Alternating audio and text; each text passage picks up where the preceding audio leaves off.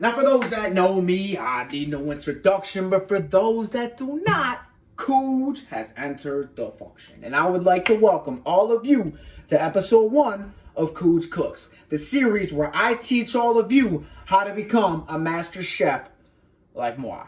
Now, like with anything, we're going to start with the beginner stuff because I don't want to start jumping into real complex shit like cooking filet mignon before we go over the basics, right? So the premise of episode 1 is going to be all about learning how to boil water. Let me show you how. Now, this complex piece of machinery in front of me is what most people will refer to as a sink.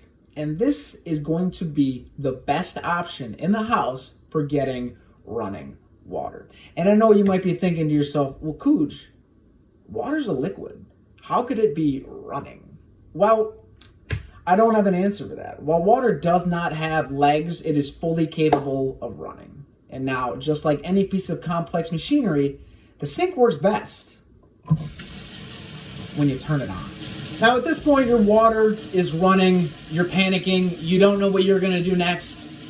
Let me tell you, right? So next, you're gonna grab what is called a pot.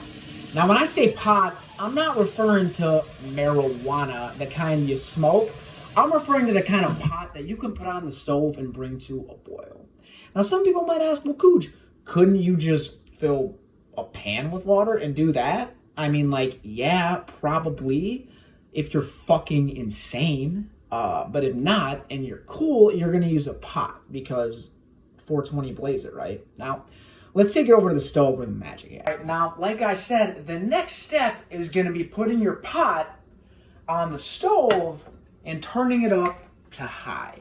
And you might be thinking to yourself, CooG, you're putting your pot on the stove and you're turning it on to high? And we're not talking about marijuana?